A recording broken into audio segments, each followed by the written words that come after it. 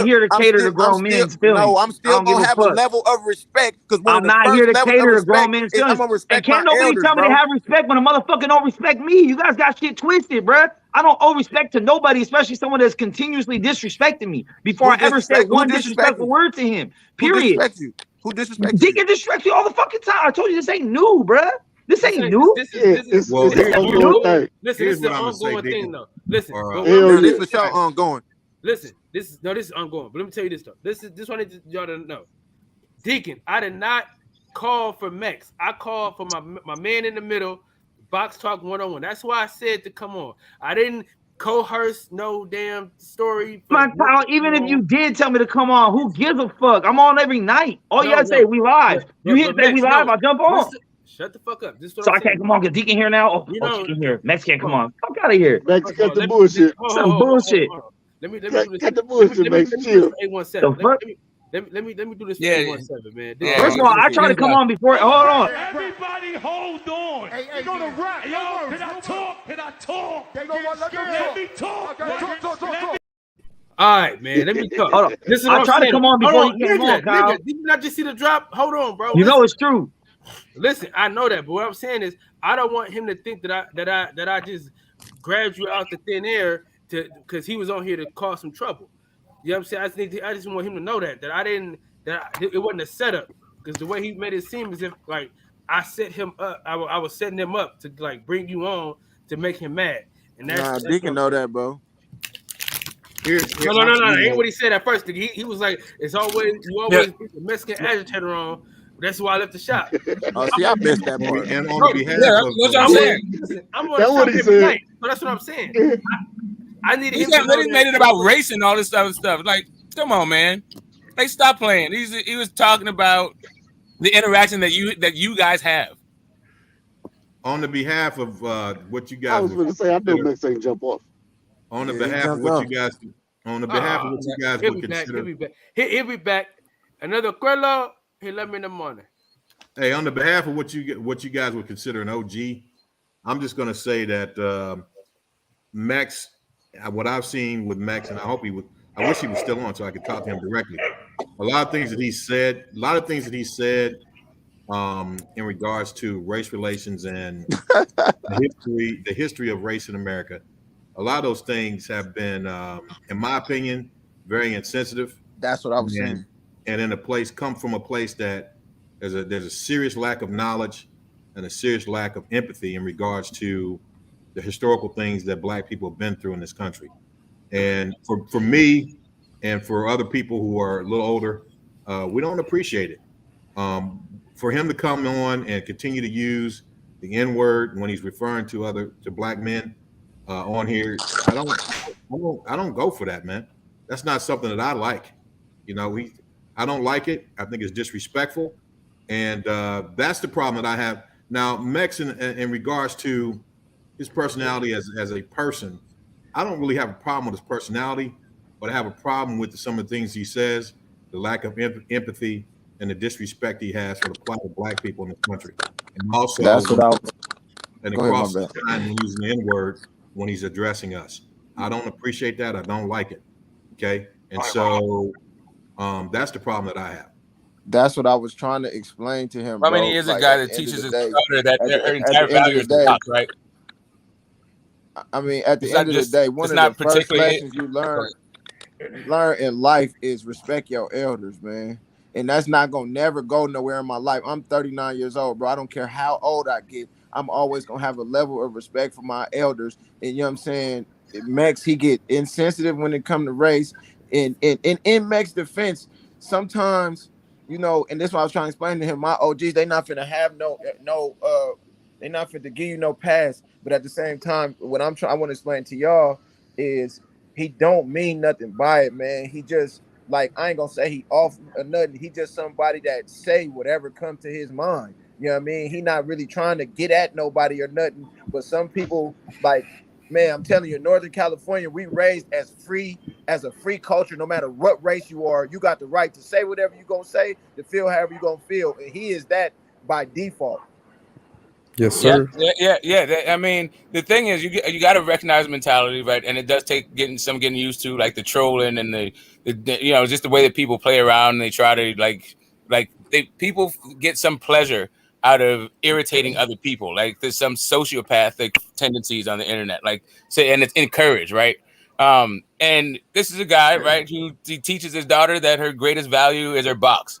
So it's just like you got to recognize the guy you're just interacting with, and yeah, like you can take it personal and not take it personal, but that's where like fuck that double standards when it comes to race shit. Y'all motherfuckers putting your capes on for that shit. I don't believe in that shit. Oh, let me say this though. Let me say this. Nah, y'all motherfuckers. I mean, you can put a case on it, but you can't. You always defining words for your own. Like if your reason for not talking to somebody is their race, what does that fucking make you? Let's just put it very simple. If you're saying that I cannot talk to you because your skin looks like this and my skin like this, what the fuck does that mean? Hey, Mex, his name is Mex. He's talking about you. That's not what he meant. He's talking about you in particular. No. What I'm saying is the comment he made today, he may be talking about me in particular. But the whole reason this started is because he told me I'm not allowed to talk about certain things based on the color of my skin. This is how this whole beef between me and him started. The reason why, Mex, the reason why, and I just explained this before, the reason why he said that and the reason why I believe that as well is because you don't have a certain amount of sensitivity that you should have when discussing the plight of black people in this country.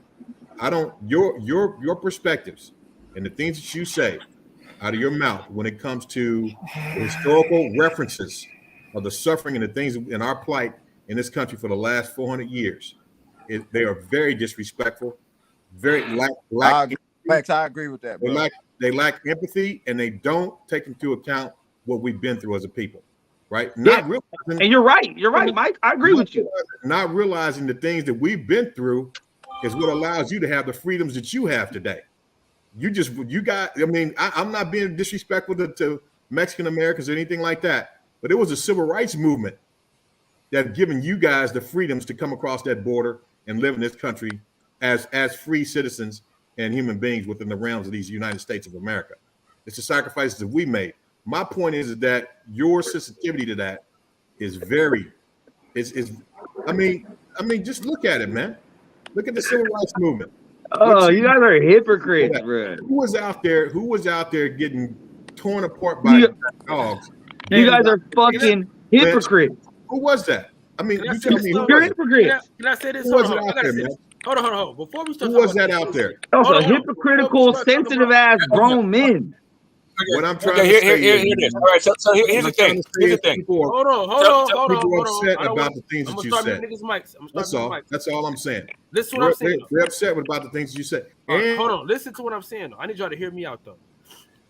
This conversation today, race should have never been brought up in the Shakur Stevenson missing weight. I said that from the jump. There's no way in hell Shakur Stevenson missing weight should have had any race conversation to it. Nothing about this had anything to do with race. We should have never been talking about race in this conversation at all. And right now, I don't want to hear about race in this conversation right now. Listen, Mex cannot understand the plight of black people. We get that. We're never going to understand his plight because he's a fucking idiot. Why is that a joke? Hold on, listen. I ain't feeling that shit. He's a fucking idiot. Why is that a joke, man? Listen. Hey, I'm out, Kyle, man. But you're not hearing me, Mike. I need you to listen to me before you go. Listen. You gotta understand something. Mex is a fucking idiot. You know what I'm saying? We know Mex is an idiot. When you understand Mex is an idiot, you appreciate him for his idiocracy, and then you just learn to appreciate that he's an idiot. He has his opinion, and it's a stupid opinion, but it's his opinion. But there's nothing about him that's racist. You get what I'm saying? I've been with this nigga for like a whole weekend. I talk to the nigga every day. Listen, when my life was on the line, he's not racist, bro. Hold on, listen what I'm saying. I need them niggas to understand that. We know that. This what I'm saying. We need them to understand that. Because the thing about it is California is so far away from the South. And his whole life, he's only been in two areas. He's only left California once his whole entire life as far as outside of Mexico. So what I'm saying to y'all is y'all gotta understand something. People that live in certain pockets will never understand the plight of people in the South. But I didn't understand the plight of people in the South. Kyle, listen to me real quick, bro. And it's going to take like 30 seconds. Now, while I agree with what you're saying, and I understand Mex as a person, he don't bother me. But in a relationship, things go both ways. It don't matter what kind of relationship, friendship, YouTube ship, whatever you want to call it, bro. Now, while we do understand him and we do feel like they need to understand him a little better, he needs to understand too, bro. He needs to understand that some of the insensitive ways that he comes across is unnecessary, bro. Like sometimes I was taught when I was younger, bro, you don't have to volunteer information. Like certain ways that I feel about stuff, especially when it comes to like women or stuff that's not me. I'm not a woman. I'm not a Mexican. I'm not an Asian, bro. So when it comes to their problems and what they're going on, I'm gonna do more listening than I'm gonna do talking, because I want to know, I want to understand what they're going through rather than me say some insensitive ass shit, bro. See, that right there is where the line has to get drew for like the older men, bro. You regardless of the South or not, bro, you gotta have a level of respect for them, bro. They the ones paved the way for us. But they gotta put some. They gotta respect too, though. Because if it go both ways. That's what I'm trying to tell you. It go both ways. This is what I'm saying. If y'all listen, I don't know if y'all been on these panels with Mex and Deacon 305. I don't know if y'all been on these panels. So, I have. So it ain't even really about it's about these two niggas. Right? No, that's where you're missing the point. No, bro. listen, bro, you're missing the point. I'm gonna keep it real, because listen, this is what I'm telling you, bro. I'm telling you this because we had other people disagree with Deacon, right? Yeah, I disagree with him a lot, but I respect him. Oh, that's what I'm saying. Mm-hmm. Him and Mex, I don't know what the fuck they got going on, but that shit is different, bro. No, see, wait. I'm telling you, bro, it is, listen, bro. It is. Listen. Hold on. Man, Deacon pop shit and apologize. He'll be back tomorrow. I'm sorry, my brother. You know, I'm not schizophrenia and shit. Fuck out of here. Apologize to this man. Listen, Mex, listen, we had a whole come to Jesus moment on this channel a couple of months ago, bro. And he popped it off again. Hold on. Shut the fuck up. Mex apologized for all the shit that him and Deacon went through. So I don't understand why Deacon came right back on and started this shit back up, and he didn't even do shit today. Like, listen, you gotta wait for nigga to do something. You can't just I agree with that. Past shit. He didn't even do shit. He said, "What's up" to everybody and was quiet. And then Deacon was like, "Y'all set this up. Y'all sent this troll I missed that part. Antagonize." But Kyle, let me explain something to you. While that's true, I'm with you 100% on everything you just said.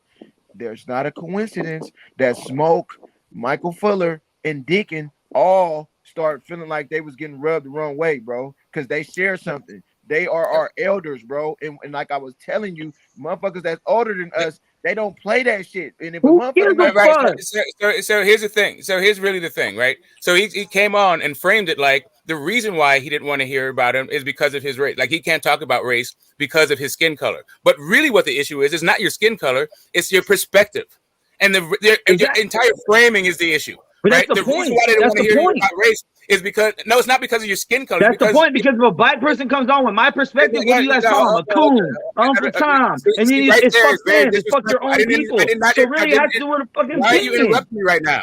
Because you're wrong. You don't know what the fuck you're talking about. Okay, you literally just said you have an opinion about some shit you don't even know. You haven't even been on these panels with me and Deacon to see our conversations and how this shit started.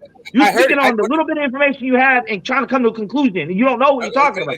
Again, all I talked about is what you just said. You said the reason why you can't talk about race is because of your skin color. Really, why he doesn't want you to talk about race is because of how you talk about race. Exactly, because I don't share the same opinion, so I'm not allowed to talk. Correct. It's not Fuck about out of here. your skin color. It is though. It is. It's what you say about it. No. Here's the thing. Now I can break it down very clearly. Deacon has said because of my race that I shouldn't say a fucking word about it. Now, if I was black, I could talk on it, but if I have a difference of opinion, then he'll just call me a coon. No, but I'm not even allowed to speak a word because of my skin color. Hold on, real quick. Nardi, was you on the panel? Was you listening when Chaotic Truth and Chaotic Truth got a way different? He got a difference of opinion with Deacon. Cool. Deacon called that man everything but a child of God. Listen, I know Deacon, bro. That's why I'm trying to explain to the panel about Mex, because Mex is cool, bro. And Deacon, let Deacon tell him he's not. But that's a misconception due to everybody don't know how to disagree, man. If just because you disagree with a motherfucker don't mean it gotta be funk, bro. It don't gotta be. And someone mute up. Still do. Someone mute up. That's Detroit BC ass with this goddamn radio in the back. See, this is my thing, bro. My bad. No, that was me and my girl talking. Go ahead. This is the We thing know who about it was. the panels, bro. This is the thing Hey, about can we the get off this race shit though, man? Because we ain't. Nah, About this to ain't say, no race what shit, bro. This is seven Deacon being a hells did I crybaby walk ass into? motherfucking shit. This is what it comes Yeah, down you to, walked bro. into Like, Deacon 305 and Mex getting back into it again. Oh my Like, God, again? I just showed up and the motherfucker ran off. Like, I thought we were talking about Shakur. The motherfucker ran off on some other shit. Like, I didn't say that. All I said was hi. I actually said hi to him because the last conversation me and Deacon had was on some cool shit. Was that whole mental I'ma tell health y'all, Monday man. bullshit, and he explained his position. Somebody I said, answer okay, your I get phone, you. man. And he this is popped my it off. fault. Hey, this is my fault, y'all, because I said something about Benavidez. Motherfuckers didn't make no excuse for Benavidez, and that's what triggered Deacon to say what he said. I brought up Benavidez. I brought up in first, and then Yeah, that yeah, was just Get the smoke and Nardi, y'all niggas on punishment, man. Y'all gotta donate $100. No, Kyle, they cool. No, Kyle, they See, cool. but- How but- the fuck Race just to come be in the clear, Shakur Stevenson missing weight? Kyle, just to be clear, and you can back me up. I tried to come on this panel before Deacon and half you guys were even on here, but Kyle wasn't by his computer. So I hit him on IG, said I tried to get on. He said try again. I said I'm in the shower. I'll come on a little bit. I got out the shower. I just came on. I didn't hear what you guys were talking about. All I heard was Shakur missing weight. I didn't hear nothing about race. I didn't hear none of that shit. I just came on and said, oh, you're talking about Shakur. Cool. And then this shit started. But nobody believed in me today. It wasn't about race. It turned in. It did anyway. It wasn't about race. It was just the idea with being put forth. I think before Deacon got here, that that if you miss weight, right, is that professional? Can you miss weight and still be not seen as unprofessional? Yo, somebody's phone keeps ringing. Yo, what the fuck? No, Mex did that shit intentionally. That was my bullshit. I thought that was somebody else. Oh. That was my bullshit. Of course I Hey, did. why are we talking about race when Shakur's Puerto Rican and Benavidez is Ecuadorian? Shakur Stevenson is Don't even get me started on that. Huh? Don't get me started on that. Hey, Smoke. Because Tank came up. Because we were talking about Hey, Tank at that Smokes. point. Deliberately did it. Listen, They're talking about Tank. Hey, man. Hey, I will tell you guys though, look, all you old OGs from the South need to stop with that whole shit though. Like that's some bullshit. Y'all ain't gonna get nowhere where you want to see this supposed world. Y'all keep fucking discriminating on people. Let me respond That's to that. it. Let me respond to That's that. some hoe shit, bro. It's a new era. It's not then. And if you want to talk about me being insensitive, hold on. Let's get real down to it. You want to talk about me being insensitive to things of the past when y'all don't respect your own fucking ancestors? Because I have heard multiple of y'all say that today in 2022, almost 23, that racism is just as bad, if not worse, than all the shit you guys ring off from the past 400 years. So you tell me that is not sympathetic to your ancestors, that the shit they went through of being tarred and feathered, dragged down the road, murdered on sight is somehow equal to not being able to get a fucking bank loan today, or someone saying the N-word online. It is not equal. So before you respect your fucking self and don't try to tell me about my shit. Okay, That's so it. maybe again, maybe the framing this issue, right? So if the issue is Fuck all of that. All of that.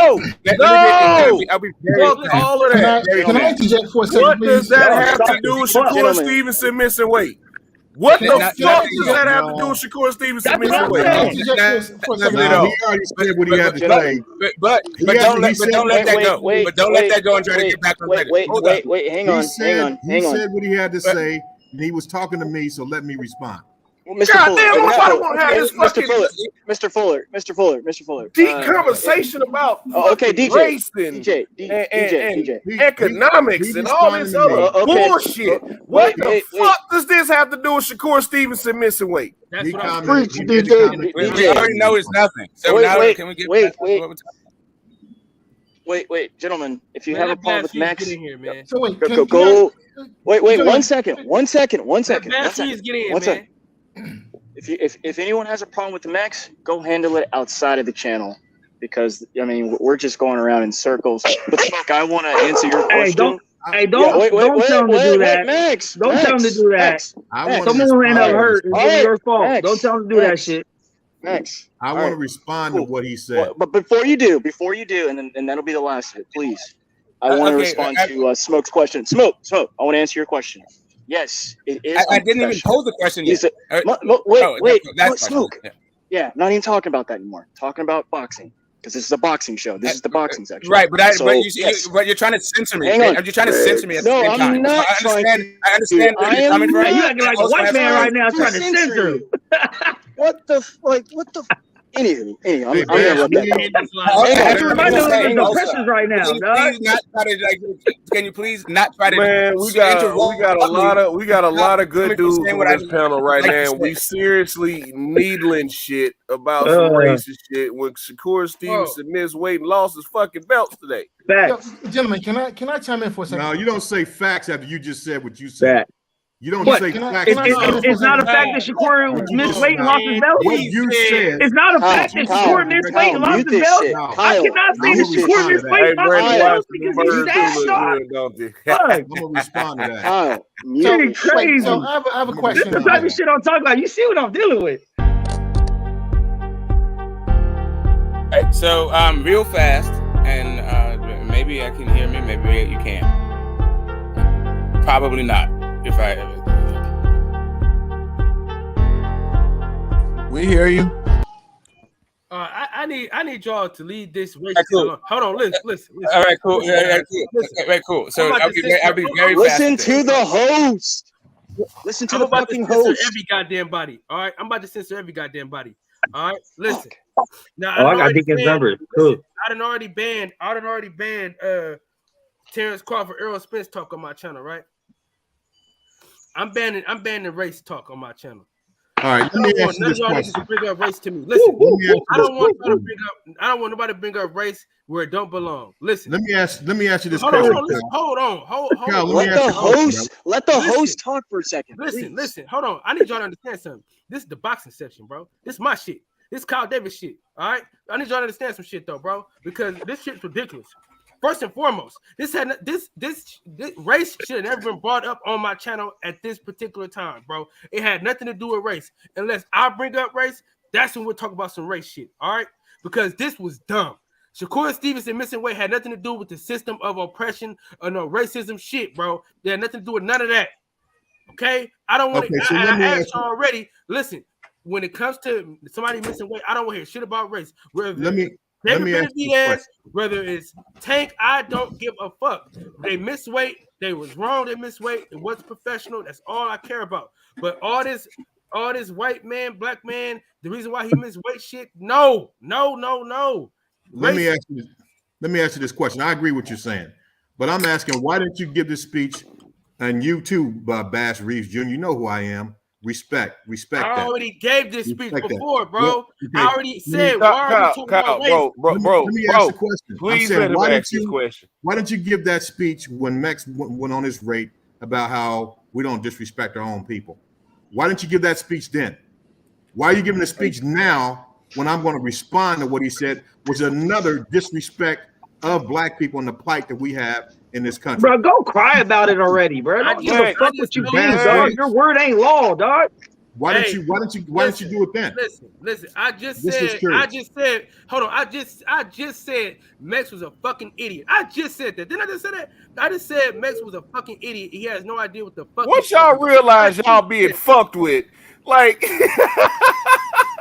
I meant that shit. Y'all think racism in 2022 is as bad as it was back then? You're fucking out of your mind. Listen, there's no comparison. Dude. There's no comparison. Wait, hold on a second. Dude, last I checked, and correct me if I'm wrong, but do you have a PhD in history?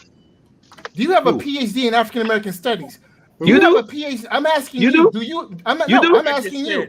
I'm asking you the questions. Well, if you told me we both on the same playing field. Do you have a PhD in Black history? Yes or no? I don't need a PhD to have an opinion on shit when I'm giving information. So in other words, what you are doing is you are giving an uninformed and basically ignorant opinion. Because you have no formal education. Stop me when I'm lying, though. So where am I lying? Correct me. No, what you're doing. Correct me.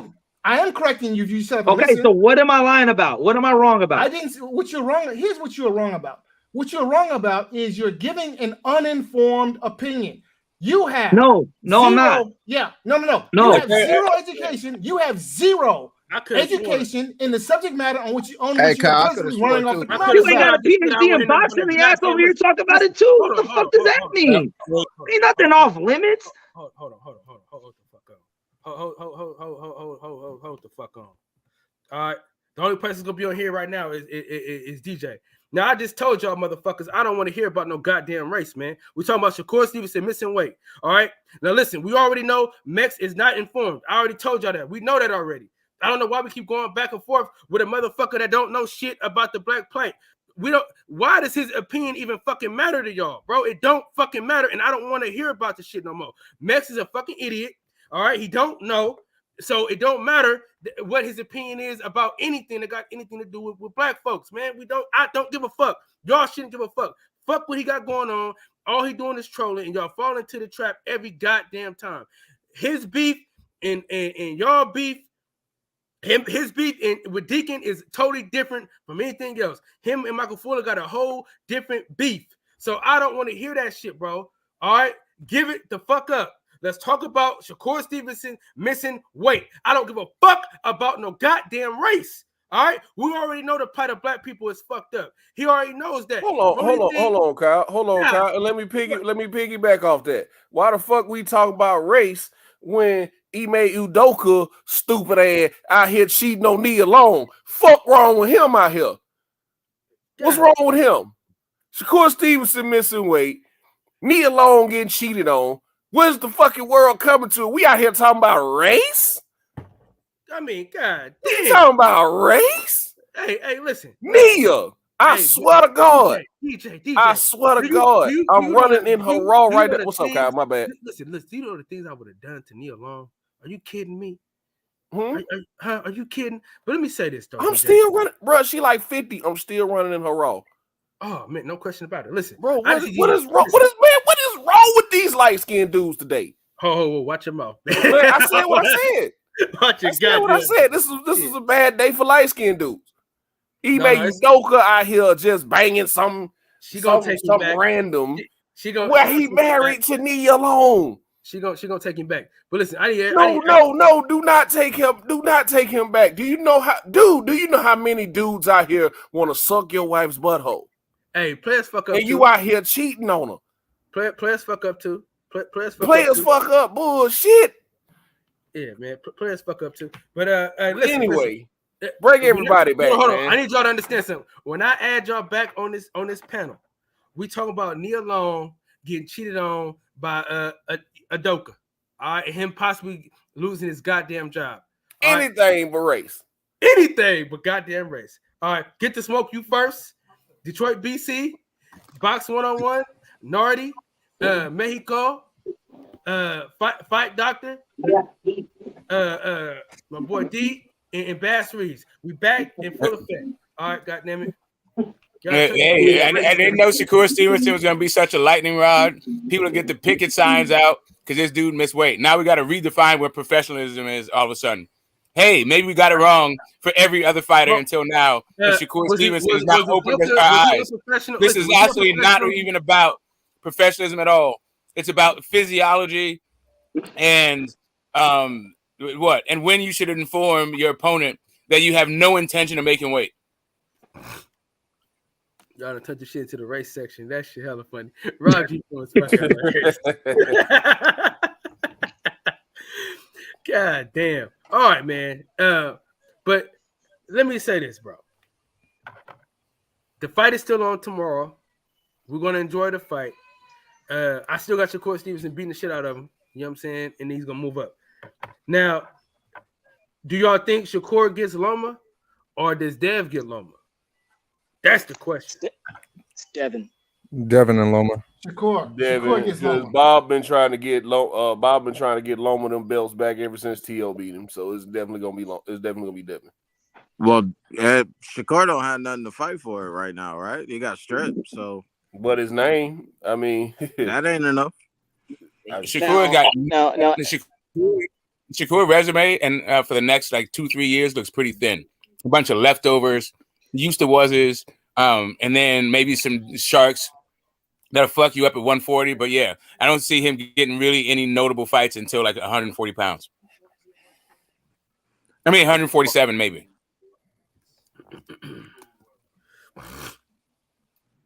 So what I got a stupid question actually, because I missed kind of what's going on. I came into this conversation and then we're all yelling at each other at each other's throats.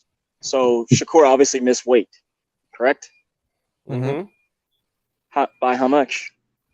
Pound and a half. Pound and a half. Damn, Oh, he couldn't cut a pound and a half. I mean, them last 3 pounds be the hardest, man. Trust me, from somebody who wrestled in high school, like them last 3 pounds be the hardest to get off. DJ still holding on to all of his last 3 pounds from high school. But the difference, though, right? That Shakur trying to get some type of advantage by shrinking down like that. So. Did anybody really not expect that though? At some point, like we know Of Shakur's a course. growing. He's a growing guy, man. He's fucking. Did y'all see how big he was in his last fight? Did y'all see how big he was against Valdez? He's hella big, bro. I didn't expect him to actually miss weight. Now growing out of a I weight did division, eventually. Now growing out of a weight division, okay, but No, it was racism. It's because he's black. That's why. Shut the fuck up, Kyle. We just said we was going to be done with the shit. I just had to say how stupid that shit. God damn! Don't go that way. I was coming pretty much what we saw today. Hey, I'm glad you said it, not me, Kyle, because that'd be a whole nother hour-long conversation. Pretty much what we saw today. We never see Shakur blow up. Now it's over. We never see Shakur blow up between fights. He's always in the gym. He's always working. What we saw today is a classic case of a fighter growing out of a weight class. No, I don't want to get. He could have made it. I don't know, man, because where there's smoke, there's fire. In the same That's way not he true. got. In the That's not same way always he got true. into that. No, I'm not saying like he's in some kind of trouble, but I'm saying I remember him getting into that little street fight where, you know what I'm saying, he hit a girl and then he hit a dude. Now am I like penalizing him for that? No, but that showed me that there might be, so he might need to get washed over a little more than what he do. Well, no, that was equality. He should be commended. He should be commended. That was equality, man. His hands is bisexual, man. He was beating up men and women, man. He should be commended for that. What are you talking about, man? They want equality. Women always talk about they want to be treated like equal. He equally with both their ass, man. Yeah, I see. Equal rights to equal left. Now I see why you and Max get along so well. And I will say this: I think the next play though, I think Canelo's gonna drop down and go for the belts. What weight class? What Canelo's dropping down to 130 and going for those belts, so you don't have to fight Shakur. That's what he do. Never 130. Never. Same thing he did with Benavidez. He said, "Oh, you ain't got the belt no more. Okay, I want to go over here now." Canelo gonna be sucked up at 130 trying to fight these motherfuckers. Nah. But hey, let me ask y'all this: am I the only person? Shakur could have made it though. Am I the only person that think this fight gonna be better than what people think? For us, not for the casual. You're the only nigga that's gonna say that it's. I don't see this fight being close at all, bro. I think dude's good though. Consencio, that's the dude that beat Valdez, good. right? He's really good. And so were the last two dudes Shakur fought, and they got fucking dog walked. Bro, Shakur is a monster, bro. Shakur is a problem. I mean, the first 4 rounds, are always competitive. But after that, shit gonna kick in. It's kind of like shit ain't gonna get game. real for Shakur. The first 6 minutes of a football game are always competitive, most of the time. And then it turns into a football game, and the clear team wins. I'm on upset alert. First 4 rounds of this fight is gonna be competitive. After that, it's gonna turn into a boxing match, and the dog walking is gonna start. I'm mad he missed weight though. I'm on upset alert. Yeah, I think we're all upset he missed weight, but none of us are more upset than he is right now. He just But I tell you what though, fighters got to He just stop. lost all 3 of his belts. Fighters got to stop doing that though. Like, stop trying to shrink down to the lowest weight to give yourself a competitive advantage because you're gonna swell up. Well, you can't really say, you can't really say that, bro. You can't really say that. Bro, I can. That's what they all do. No, That's what they all because do. each weight class is somebody that's walking around way bigger than you. See, it's different now. Like, okay, Shakur is at 130, then he go up to 135, and people like Teofimo Ryan, who just went up to 140, was just at 135, where they're obviously walking around bigger than Shakur. So when it comes to the weigh-in and in the rehydration, you putting yourself not in the harm's way, because if you can fight, you can fight. But they're all doing the same thing. No, they not. I think that's why Ryan got up out of there. He knew them weight cuts. He wasn't going to be able to keep shredding that weight. I think that's why he got up out of there. Just to, That's what it is, my boy. Not Like, everybody like body. I hate Not I hate when everybody fighters body can miss. do the same thing. You know what I'm saying? A pound Bodies and are a half, different. though. He Max, could have this is what lost I'm a trying pound to and a tell you, half. bro. Like they all eventually, shrinking when down. you cutting weight, eventually, sometimes your body just shut down. It stops Exactly. sweating. It stops. The weight just stops coming off. Exactly. And unfortunately, this is one of them situations. Like when it's a pound and a half, you can tell somebody really tried to make weight. Now, a couple weeks ago or last week, with Hamzat Chimaev, when the weight class was 170, 6 he pounds weighed in off. at 178. He didn't Exactly. fucking try to cut weight. Exactly. He didn't try. Hasim Rahman didn't try. He was on weight, There's cases where people you can tell when people didn't try, but when somebody's a half a pound or a pound and a half overweight, they really tried. Their body just stopped sweating. Their body just stopped melting the weight off. And that's what I'm saying, DJ. Like they trying to get the advantage by you know what I'm saying? And you can only push your limit, but so far, you know what I'm saying? You can only go. I mean, so he far. was a champ. Once you He's hit never that- missed weight before, and we've never seen Shakur look like he's 170 between fights. Man, Shakur definitely don't look 130 between fights, though. No, nobody walks at their fight weight. Nobody walks around at their fight weight. That's my point, though. But you don't want to be too far off, and I mean, based off that pound and a half. I mean, Based off that pound and a half, that just tells me his body quit sweating. Hold on, DJ. Based off that pound and a half, in order for him to get there, he would have had to look like Max Holloway when he was trying to fight Khabib. He had to cut all that fucking weight and damn near died. You know what I'm saying? Max is a big boy. I don't think you realize how big Max Holloway was, but my point is about the weight cut and how dangerous it gets, though. Yeah, it gets dangerous. And Shakur's been doing his weight cut. He's been hitting 129 or 130 every time he weighed in. This time when he's 131.5 or whatever it was, that just tells me he sucked all the water out of his body. Yep. And he quit sweating. Yep. That's just is what it is. And his body can't make that weight anymore. Hey, Box Talk, I'm interested in how you see this fight playing out. Oh, Shakur. Yeah, I think it's gonna be an easy fight for Shakur. It's gonna be a little too technical, I think, for like the casual fans liking, like I said earlier.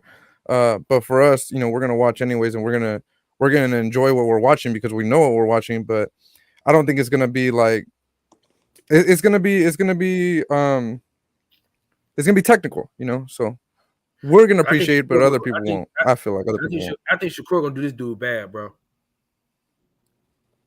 I don't think so. Now, what I hope doesn't happen is it starts sucking at Shakur's gas tank.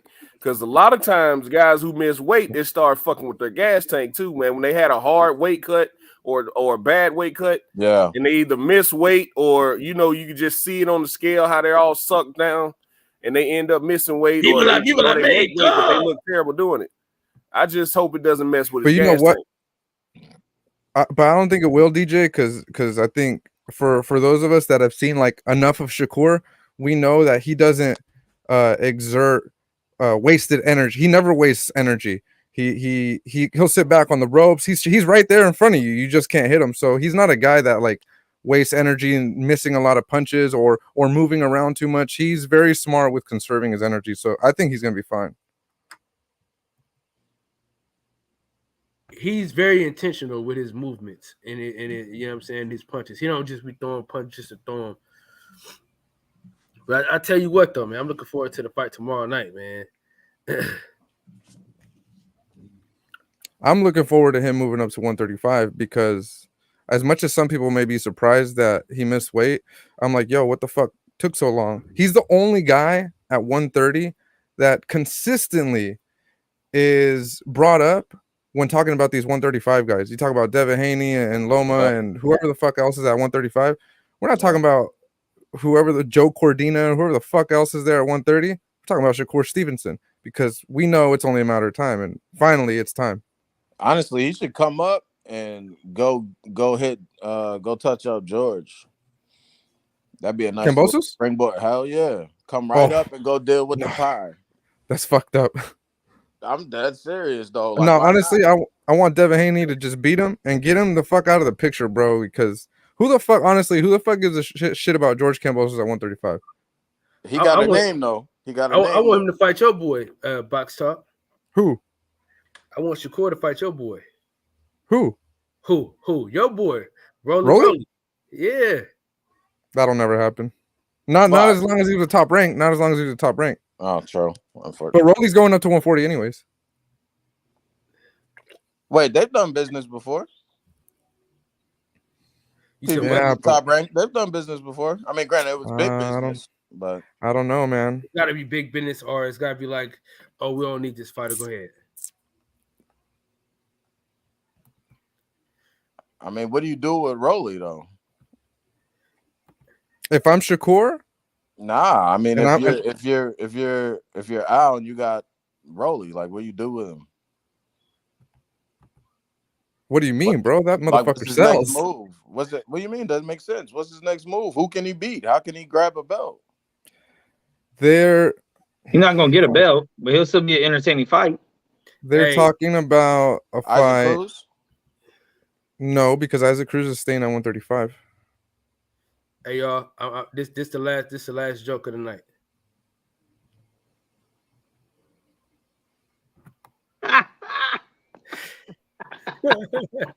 Deacon got that shit in his wallet. Shit. Oh, y'all They're in funny, talks man. with they're in talks with AB. For Rolly? Ooh. Yes, That's sir. a good. That's an interesting fight. That's both like two B-level, C-level fighters. That's equal. Yo, Max. Equal playing field. With the Bruh, disrespect on AB is not who you think AB is. Nigga, Rolly don't believe. Rolly don't. At least he don't Rolly's belong in the active. ring with- He don't belong in the ring with AB. At least Rolly's active. I might even take Rolly in that fight Over AB? Rolly over this AB. Over this AB that couldn't even fucking make weight to fight his last fight right now. Yeah, definitely. Yeah, Broner is done. Like Prime versus Prime, Broner's I'll done. probably take Broner. But right now, today, 2020, probably 2023 when it happens. Oh yeah. Because listen, if he about to fight Rolly, that means they want him to die. You dig what I'm saying? That means they want AB to die. You feel what I'm saying? Because how old is Rolly, Fred? Fuck, I forget. 27, 26. You gotta stop drinking all them goddamn Red Bulls, man. Nah, man, that's how I stay awake, man. Look at simping ass Mex. Simp ass Mex. Look at this motherfucker. It's fucking Mex. I got something for his ass as soon as he come back on here. Simp ass. Yeah, Go ahead. his birthday's coming up in October. I think he's gonna be 28. Damn, he that old? He started late, bro. Remember, he started boxing when he was like 17, 18. Damn, he old as shit. I thought he was younger than that. No, man. He is one of the older guys from like the young group, like the Ryan Garcia, the Devin Haney's. All those guys are younger. Gervonta might be younger, to be honest. I'm not sure. Yeah, he 27. Yeah. Hey, did y'all ever talk about the fight? What's up? I said, did y'all ever talk about the fight? The fight between him and Tank? Oh, of course. I was there, bro. Oh, that's your man. Box Talk. Yeah, it's like one of my best friends, bro. That's why Kyle's asking me. Oh, okay. Yeah, me and Rolly, we're tight, man. That's my boy. Okay. Yeah, man, it was a shitty situation in the back in the locker room, but whatever. No, I'm saying, so like what he said. Did he say that shit hurt it? Did he feel it? Like, did it come? Like, how did it go? No. He says he just he caught him, bro. He says he even saw that shit coming. Like, he saw it. He's like, oh fuck, I leaned in and I saw it coming, and it just fucking threw me off. Like, it affected me more than I thought it would, He's like, I know. I'm not gonna say it didn't hurt. I just didn't feel it at the moment. He's all, obviously that shit hurt because it fucking threw me off, but I didn't feel it at the moment, Right. Yeah, that's how I feel about you guys' comments. Like, it hurts, but in the moment, I don't feel it. Later when I'm by myself, I'm like, damn, these dudes really don't like me. Hey, Max. Yo, Max, I was trying to get in here, boy. I was trying to come off the top rope on these old niggas, man. Bruh. Hey, Max. Shit, we gonna run that train again. All right, man, enough's enough. This is my girl now, all right? Ain't gonna be none of that fucking sucking, none of that. I love her. I just proposed to her. What? We all just did our thing. Like, nigga, I was then. Now it's now. That was 10 minutes, whenever. She good now, man. I love you. You gonna marry me? Oh, just simping ass. Hey, it's a mutual agreement right now. You know, so put that out there. Hey, was that the bartender? She the one who went to the Kendrick show and shit. That's the bartender. Yeah. Well, I'm the bartender, but she worked there. Yeah. No, I'm saying, okay. I'm saying that's the one. one. No. The little light skin. Yeah, she quit. Max, where are you from? Cali. Like where? Shit, I mean, right now I'm in Central Cali, but I grew up all over Cali, North and South. Man, that motherfucker from Modesto. I'm in Monterey. I'm Monterey Bay. Oh, okay, got it. From Modesto. The valley, the water, bro.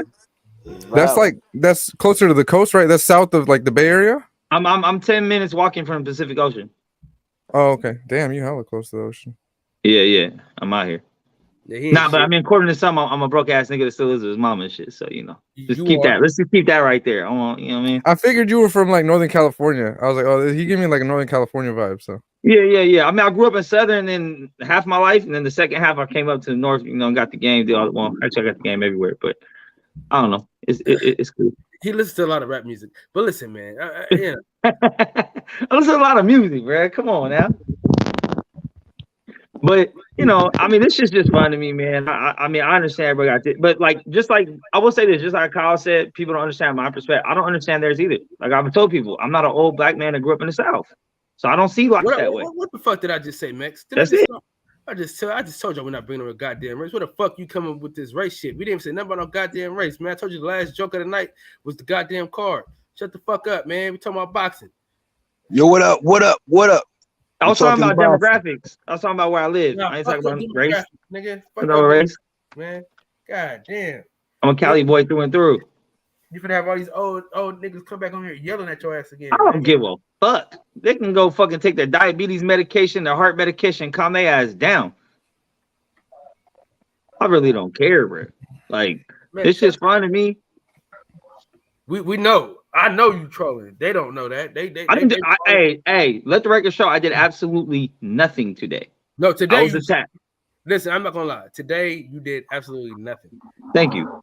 I don't know why he thought I was set. Why would I set him up though? Like I just said, oh, Deacon, let me just bring you. But that was my thing though, because I tried to come on earlier. There was only like 3 of you guys on here. I tried to come on earlier, but Kyle was away from the computer. I hit him on IG, said, hey, I tried to come on. He said, oh, come back. And I was like, okay, I'm in the shower. I'll come when I'm done. As soon as I got out of the shower, I just connected. I didn't even listen to what you guys were talking about. When I came on screen, first thing I heard was Corey missing weight. I said, ooh, good. I'm good conversation. And then everything started, oh, Max here, I'm running. Like, come on, bro. I'm not Debo. You ain't gotta leave the block because I can. It's only little old me. Is there somebody else on the panel, or was there earlier named Fred? No, Fred's at Barbershop Conversations. Okay. No, listen. Yeah, they hate him. They hate him too because that's a perfect example though. They don't like Fred either and Fred's a black man because he shares a difference of opinion. So then he gets ostracized. Salute, bro. But the only difference is he actually gets to talk about his opinion because of the skin color. I don't even get to talk about mine. I was just wondering if there was a confusion when Kyle was like, "Oh, Freddie, jump on," because that's me. And then that's when I noticed other people were that's like, what I'm saying. Like when I called for Fred to come on, you actually came on, and then he was like, "See, they call it. See, they always want to call agitator." And I was like, "Whoa, wait a minute! I didn't even call the nigga." You know what I'm saying? I was talking to somebody about somebody totally different. Yeah, I kind of figured there was some confusion there because I was like, "What the?" I was like, "Why is everybody all riled up?"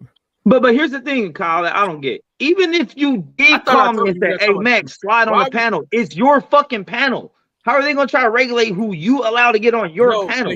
Because you know him, you and him got y'all shit. So he Kyle. Am I wrong or right? The last time me and Deacon talked, we were not beefing. We both apologized to each other. We agreed. We shook hands. We extended the olive branch. I haven't talked to Deacon in a minute. Like, it's probably been almost a month since I talked to Deacon. The last time we talked to him, it was on some cool shit. He was saying that he was schizo. Sometimes he flips. His bad. I told him, hey, bro, I got no problem. We mended it up. And then here I come and I say hello, and the motherfucker back on the shit. And that's why I don't have respect, because he pop shits and apologizes all the time. How many times did he apologize to me? 4 or 5 times. He does the same shit. The best apology is change behavior. You ain't changed shit. So now I have to respect you because you're older than me? No, Max. Hey, Max. Remember what you just said about him and his condition. So you got to factor that in sometimes. I don't care. I don't tiptoe around somebody's handicap. That ain't my fucking problem. That's for him to deal with. He's schizo. You know, he got to deal with it. You know, not me.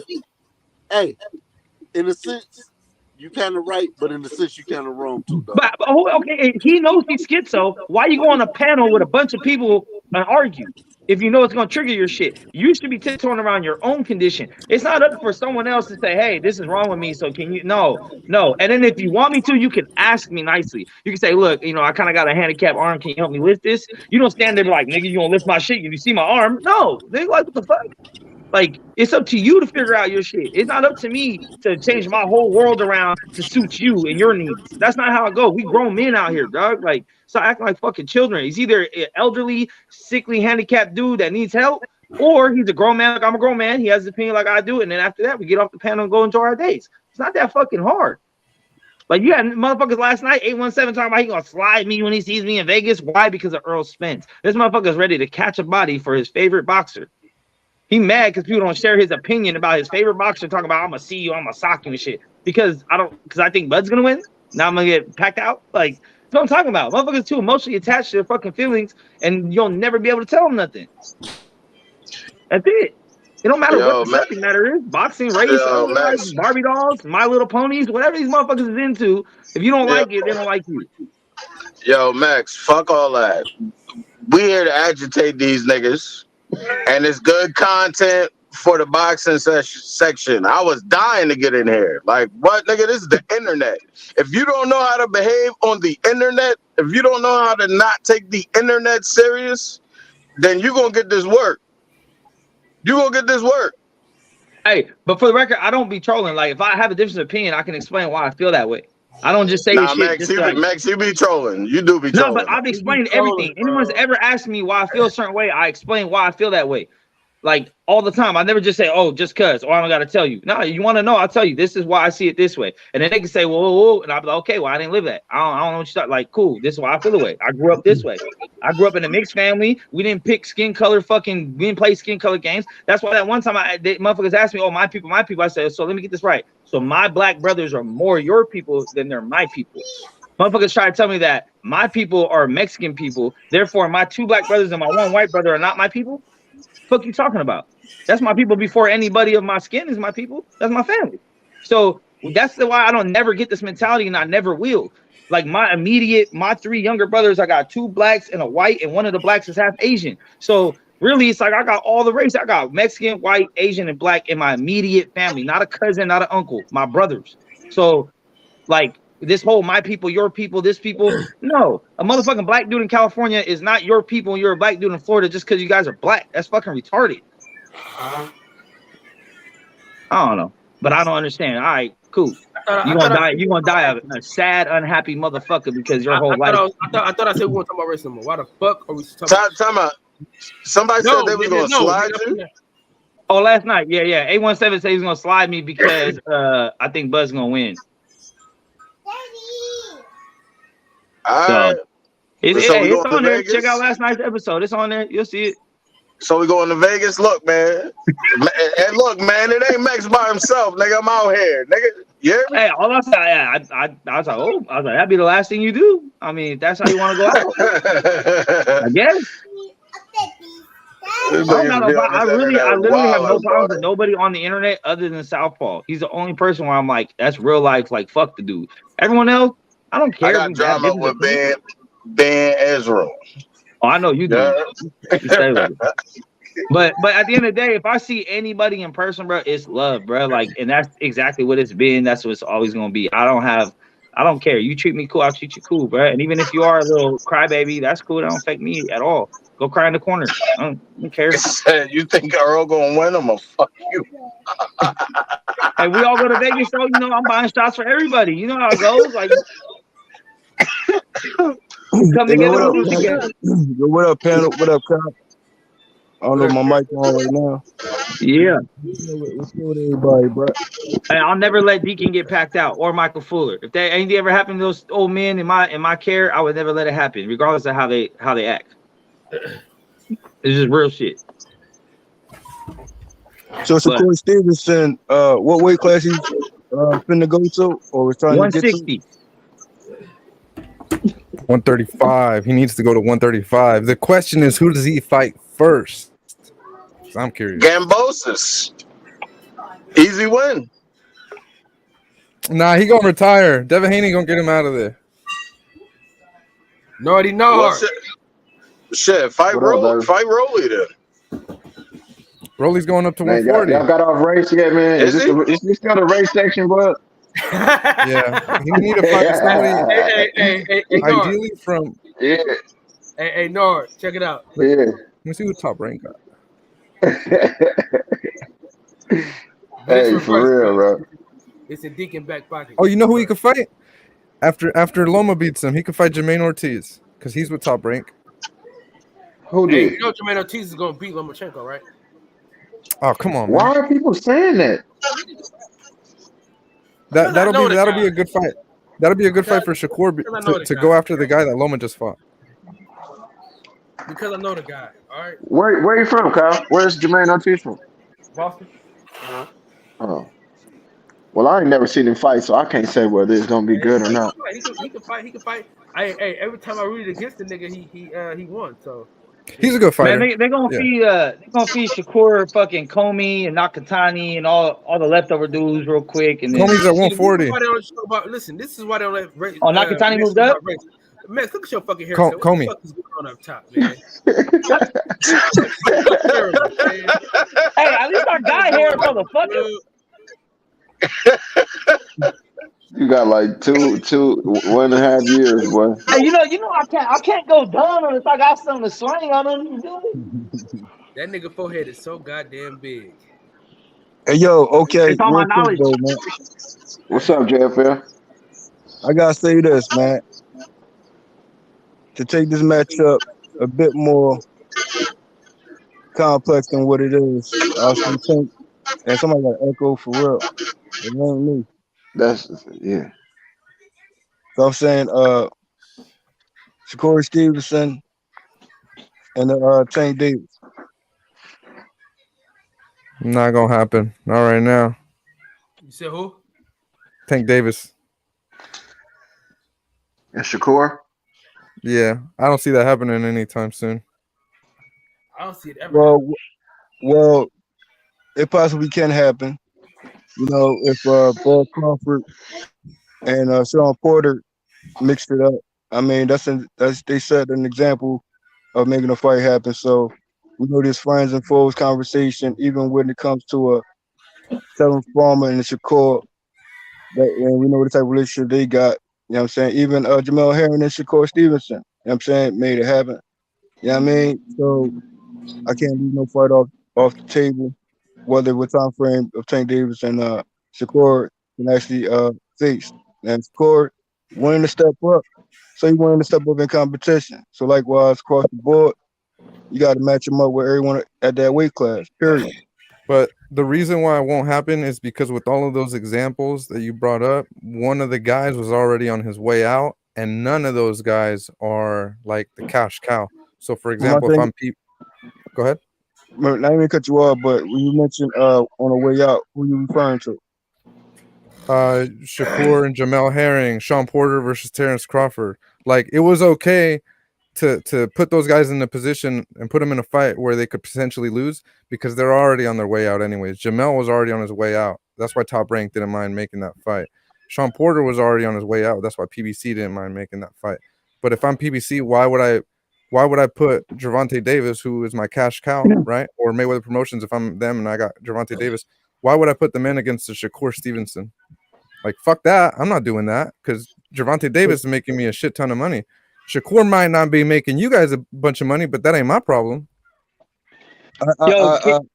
Hey, so all those fights though, PBC never did no negotiating though. That's what I'm kind of noticing a lot of these PBC and top rank discussions. I understand that Bob Arum be lowballing dudes. I get that. Yeah, he do. But at least he makes offers. PBC never makes offers. Even in Sean Porter and Bud shit, that shit was negotiated with Top Rank without PBC being involved, and then it got forced by the sanctions they bodies. stepped back. Yeah. So and all these fights, even with Thurman,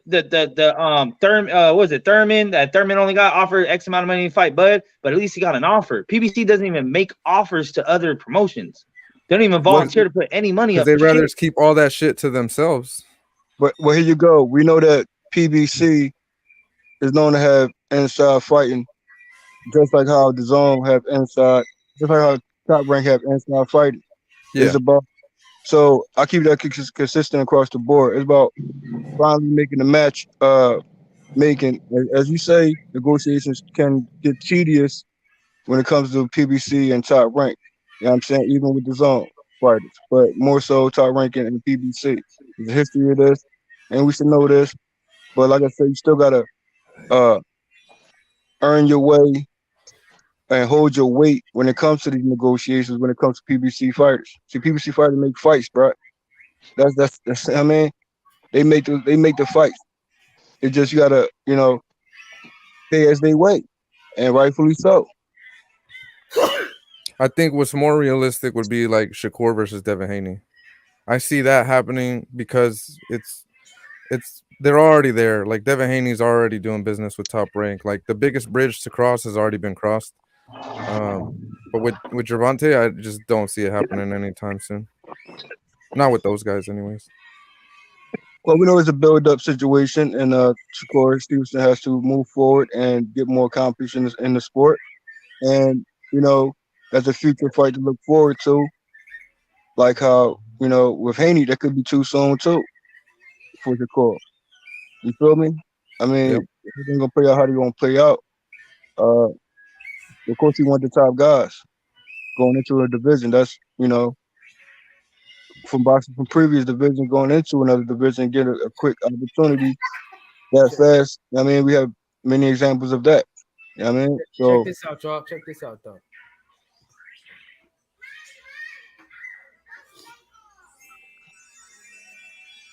Oh, damn. Well, can I say something about that comment? Now, respect to Baumgardner and her recent matchup that she finna face. Shout out to the women boxing. Shout out to all the women fighters out there who getting in that ring and giving us their performance. And there's another situation where a female boxer, as she called herself, the GOAT, you feel me? And she even asked a question and she gave an answer, when it comes to 147 division. And, she said she can make that weight. Now, let's say if future standpoint, we know Clarissa Shields, where her natural weight is and where she's moved up to in multi-division situations, if she was to backtrack to 147 situation and happen to miss, you got to keep the same energy when it comes to female boxers too. Not saying she's not going to make it, but her mindset saying she will. Now, it could be off 2 pounds, 3 pounds. We don't know until that time comes, but I won't just say, she's going to automatically make the weight from the rip because she got to work towards that, especially from the division she's coming from.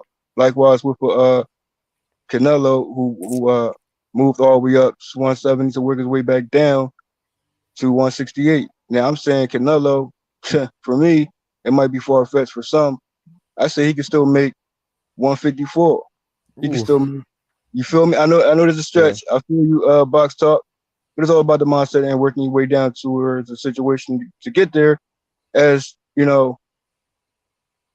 certain fighters, I can say Canelo also, Box Talk. I feel as though Canelo can go all the way up to heavyweight. And people might want to disagree with that. Cool. But it's also about me seeing the boxer themselves and the trainer and what regimens they have to even accomplish such a weight class. So whether they go up, whether they go down, as long as they determined to get there, and if they miss about a few pounds. Like I said, it's talks of all talks when it comes to missing a weight on the scale or missing weight, period. As long as you put the effort in, you know what I mean? But it's also going to be the talks around each boxer in their own right when it comes to weight. But I feel, you know, Shakur Stevenson, if he goes up to 135 and Billy can get there, or 147, I mean, moving up 2 weight classes that other boxers displayed can't get there, like even Mikey Garcia. I'm still saying Mikey Garcia can still go all the way down and regain certain respect for his name. You feel me? And cause uproar in 130 and 135 to just to mix it up still. Even 140. There's fights to be made even for Mikey Garcia there. We could talk about matchmaking, bro. And across the board, bro. Well, he retired. I try to keep it consistent across the board. And when it comes to retirement, bro, that's another rightfully so retirement on their call. But if they return to the ring, whether people feel as though they going out, or they can come back if they choose to. Like for another example, I think Carl Frampton should return to boxing. I think the hearing wasn't the Carl Frampton that I'm known to see, and I think I feel as though he would give a hell of a good matchup with Lomachenko if he was to move up. Now we have a Marcus Hooker who move up, and that faction could have made for Adrian Broner 147 situation prior to Adrian Broner. Can we talk about real fights that's happening? You feel me? What I'm saying? Boxing talk. Yeah. And I know this conversation is we shared a panel with it, but you hear where I'm going with it. Even a Hooker fight with Adrian Broner could have been made at either weight. So Adrian Broner could have actually stayed there and continue his smoke with 147 fighters across the board that he ain't getting in the ring with, previous to the recent loss of Adrian Broner. But he still got smoke at 147, unfinished business, as he got unfinished business still, even at 140. Adrian Broner's life is unfinished business. Yeah, bro. Hey, bro, I ain't mean to bring Adrian Broner up. I mentioned many names, and y'all can go in on Adrian Broner, but the facts remains what I factually said. Unfinished business to even match up with Adrian Broner at 147, no matter how you feel. It depends on Adrian Broner how he feel. If you choose to, keyword. Ain't no hypotheticals, anything, bro. Because Hooker could have stayed where he was at. Hooker could have stayed. Does Adrian Broner even do anything for your career at this point? Down the hypothetical yellow brick road, bro. Everything I said, everything I said. Hey, boxing talk. You keeping up with me, bro? I hear you. That ain't boxing talk. You hear me, bro? You hear me, bro? But it's nothing that we want to talk about hypotheticals. Joshua and Wilder could have fought, would have fought, should have fought. Damn, the shit didn't happen, bro. We want to talk about fights that's happening. Now I'm talking about weight. You talking about actual? I'm talking about weight classes. I'm talking about divisions talk. I'm talking about what I'm just finished talking about, and then you referring to Wilder and the AJ fight, knowing there was no weight issue there. So keep. Yeah, but what he's saying is we've been two getting different conversations, two different scenarios. If you get what I'm saying, keep up with me. Talk. You hear me, bro?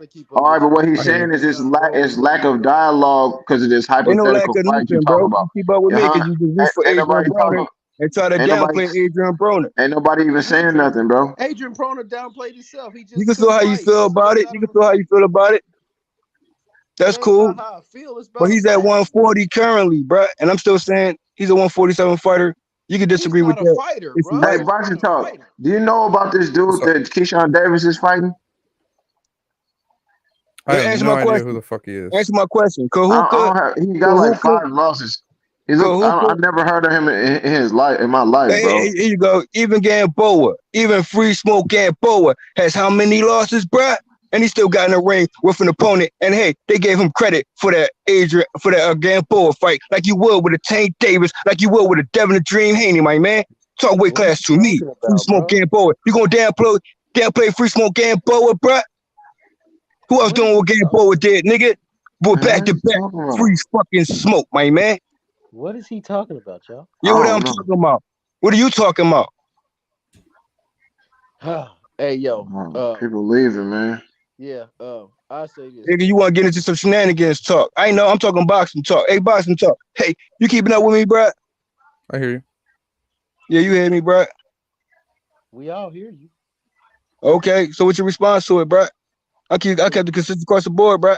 What, with you ain't got to Gamboa? get feelings about mention Adrian Broner, bro. Wait, Wait, you're talking about Broner or Gamboa? I'm talking to these guys. They gonna get any feelings about bringing up Keith Thurman, bro? You gonna get any feelings about bringing up Keith Thurman, bro? Hey, Boxing Talks, is it a fight this weekend on Saturday or no? On Saturday, let me check. Should Keith Thurman retire, bro? Let me ask you a question. Should Keith Thurman retire right now, like Sean Porter? He should fight if he gonna fight, and he should make the weight if he gonna fight. Respectfully, like, feel me, like, hear me out. Is my, I'm talking to new people on the panel, so respectfully across the board, Kyle, you know how I do. Always respect. There is, bro. There's nothing I would pay attention to just because I'm not big on UK fights, but you got like Maxie Hughes, Kid Gallant, and Hannah Rankin versus Terry Harper. Personally, I'm probably not. What you think about Kid Gallant? I don't really be watching them UK fights, bro. To be honest, that's like I don't need it. Like I watch the watch it NFL, bro, but sometimes. I don't watch college football. Like that's what that shit is to me.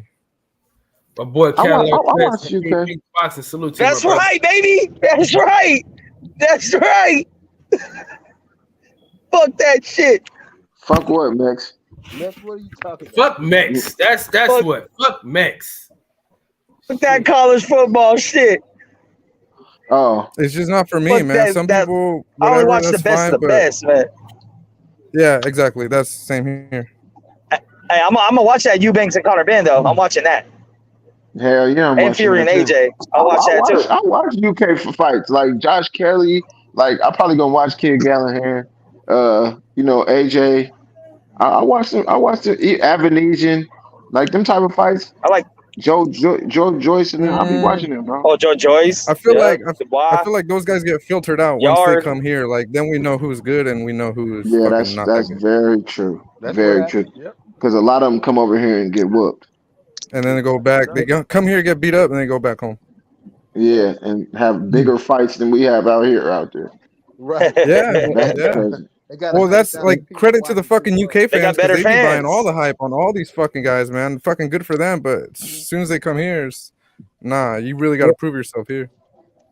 Yeah. Wow. And here's another thing too, another point too, though. When it comes to weight, bro, even if when it comes to Andy Ruiz and Anthony Joshua, we still saying at certain times, it comes what's their best weight.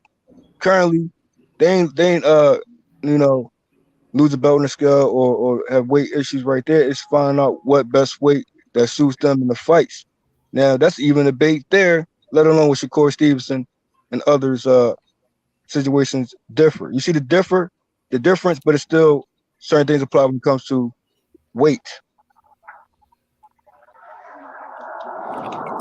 I think with Shakur, I know a lot of people are like super into the whole oh shit he missed weight. Me personally, I don't give a fuck just because I expect the guy to move up. Again, I expect him to move up. If he goes back after this fight and he decides to stay at 130 and now he's got to get those belts again, then it's stupid. Then it's fucking pointless. And I'm like, why are you doing that, right? But if the plan is to move up, then I don't give a shit. I expect him to move up.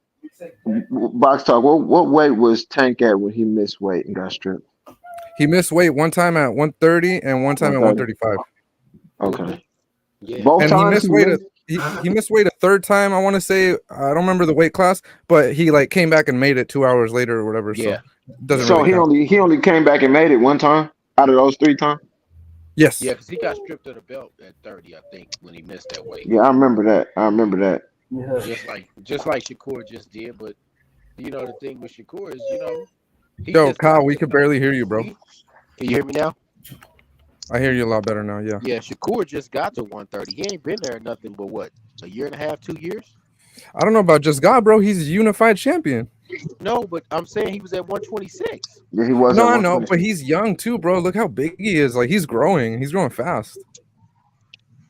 You seen him? You seen him when he sparred with Regis Prograis? Yeah, I seen him. I know he's big because he's big. He's bigger. You seen the picture? He's bigger than Regis Prograis. Hey, he beat up Regis, huh? Oh, I'm sure he was Who you beating guys talking Reese. about? Shakur Stevenson. Oh, Shakur. Oh yeah, Shakur dog. So it's unfinished business still at 130 for Shakur Stevenson. No, he can't make the weight, bro. I don't think so. Nah, he need to move up. No, he was one belt away from undisputed. He fucked it up. No, 2, I think. Is 3. Is 130 the weight that guy that beat Chris Colbert Garcia, I think his name is? Yes. Yeah, that's it. Yes. 130. Yeah, so you got him. He's got the WBA, and then you got Joe Cordina, who's got the IBF. Right. Shakur had the WBC and the WBO. Mm-hmm. Hey, Garcia about to fight somebody though. Hey, boxing talk. Do he have to pay the sanctioning fee even though he missed weight? I don't know, bro. That's a good question. I don't know. I don't know if you pay that before or after. Damn, man. If I miss weight, I wouldn't want to pay the fee. Yeah, I have no idea, to be honest with you. They probably got to pay it, man. It's probably in contract. You got to pay it. I mean, if there's opponents that Shakur Stevenson haven't faced that you could say most likely if Fulton moves up, we could get in the ring with, could Cobra get in the ring with at 131, you know what I'm saying? Who? Maybe Colbert, but not Fulton. Fulton's too small. Who and I'm who? saying Fulton type. I'm saying Fulton could possibly move up as well To featherweight, not to To 126. He's at 122. Nah, Hey, let me ask y'all a question. Get that Let me ask monster y'all a fight. question about a He fight can move up 2 weight that. classes if he chooses to. We'll see how Let me that ask goes. y'all. Let me ask y'all a question about a fight that I think is being finalized right now. That's Frank Martin and Chris Colbert. You know what I'm saying? I wake up certain days thinking one of them win. That yeah, it's pretty even. I wake and then the other days I wake up thinking the other one will win. How do you guys see that I fight trust the playing out? mentality of Frank Martin over Colbert. His mental, Colbert don't have the mental to me. Yeah, he got broken that last fight. Huh? Yeah. Yeah. But he showed that in the fights previous to that. You know, his he did? mental is not. He's a his front mental is runner. not He's a strong. front runner. Yeah, he's a lot. You know who he's a lot like, and he's not as explosive. Mentally, he's a lot like Zab. That's who he's like. That's a good comparison. I think that's a real tough fight. Even taking even the mental thing aside for a second, like even if he was all right mentally, bro, you're coming off a loss, your first loss. We don't like, and you're moving up in weight. You're coming off a loss and you're moving up in weight against a guy who's undefeated. Maybe some would say unproven, but he's a threat for sure. I don't know, bro. That's a tough fight for Colbert. And Colbert's not Yeah, that's- considered a puncher like that either. Right. He got a few knockouts in a row, and he fell in love with his power, and then he couldn't hurt the last guy, and that's what ended up getting him in trouble. But I see a couple holes in Frank Martin game. I like Frank Martin, but I've seen a couple holes in his game in the last fight too. So I was just wondering what y'all thought, because Chris Colbert, to me, he shows signs of, he flashes. He's a to flash me guy. like He's he a momentary. flashes. He's a momentary flash guy. He's going against a full steady guy. I don't think he can take. Right. Good way. He's a flash guy. He's a guy that gets you with 5 or 6 punches. Boom, boom, boom. He looks good, and then he steps away, but he takes the rest of the rounds off. He does Right. that all the time. And against Frank Martin, and especially him being a Derek James coach fighter, they're probably gonna see their way through that strategy. So how would he do with Gary Russell? Who is that? Chris Colbert? Yeah. I like Russell. I don't trust Colbert. I actually got Colbert beating Russell. I just don't trust Colbert, man. What you think, Jeffer? I mean, we can go down the panel with this. I think Colbert, he his skill set is pretty good. But like you said, he gotta keep it more consistent, you know what I mean? And he had to learn from as he was downplaying, some flat foot fighters, and he learned don't sleep on these flat foot fighters out here, no matter if you got footwork or not. I'm saying Colbert should definitely apply more of the flat foot game that he's talked about, downplay more so. He need to get more on that. Although I know he can, have his footwork to him.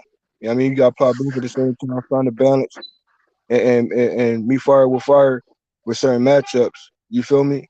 Just because you have footwork and you don't apply that flat foot, sit on your punches type of effort in your fights, you're gonna learn something today with certain fighters. That's what I'm saying. Russell to me is he does both. He can do flat foot, he can do footwork. That's why I think that matchup right there will be a great banger fight for even the Gary Russell. Certain tempo of that fight would definitely need to be highlighted in that one. And that's a good matchup, bro.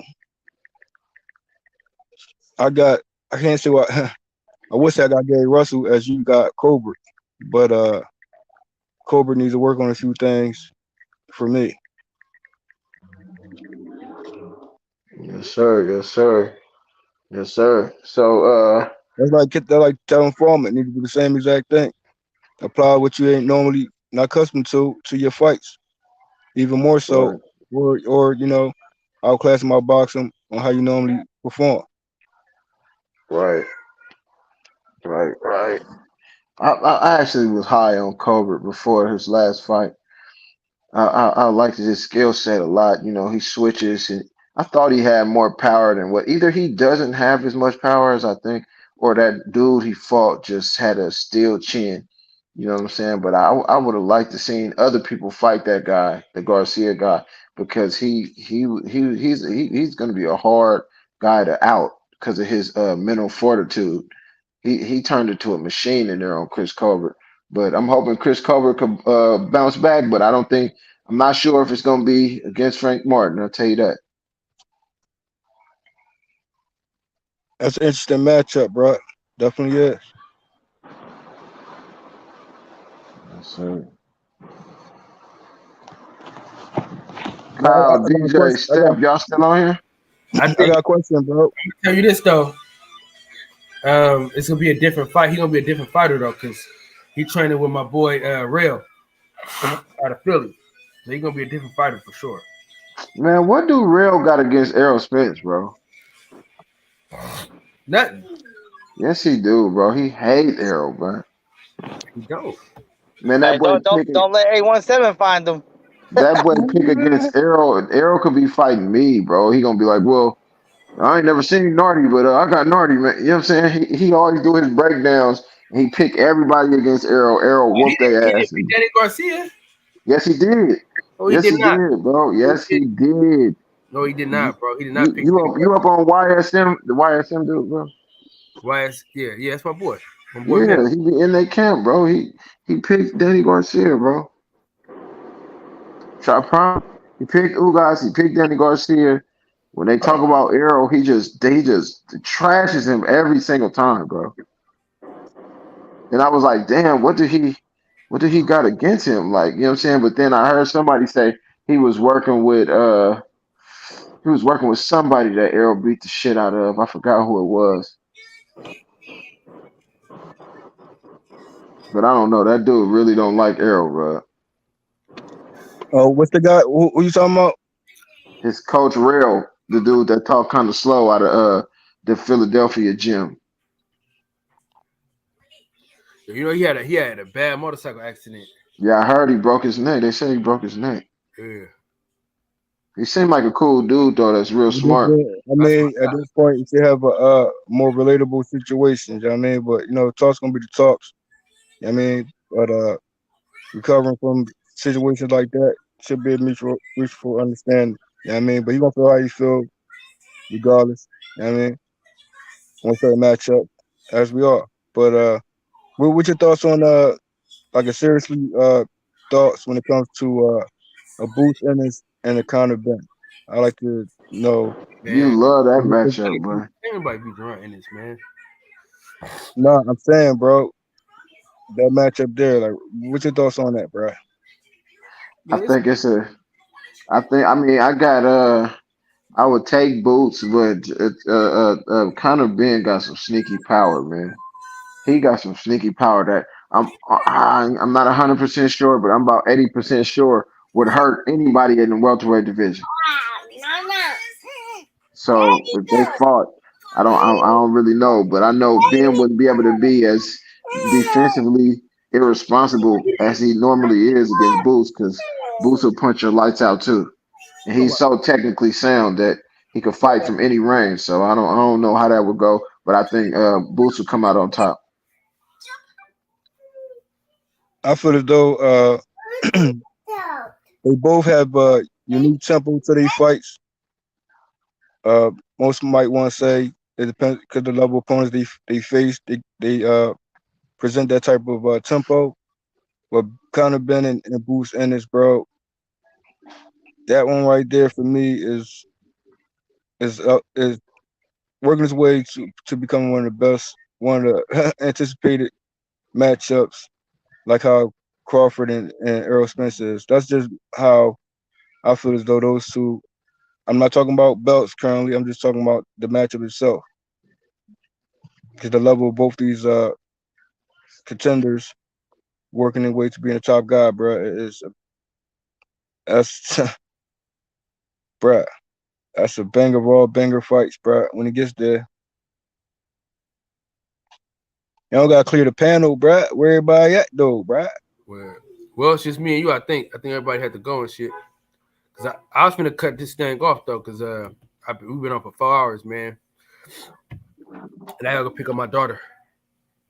Okay, Kyle. Salute to that though. Hey, come back at 6 though. Yeah, for sure. And as always, boxing talk. Always. Shout out to Kyle, man. Shout out to the panel.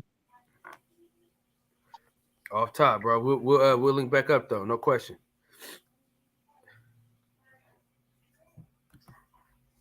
All right, y'all. The words of the great philosopher Lil E. I want y'all to breathe air and live life.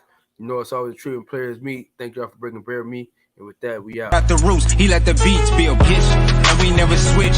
Even if I'm rich, I'll be broke like I'm Mitch. Niggas talking down, but that's headed in the wrong direction. But I knock that shit out like the boxing section. Cause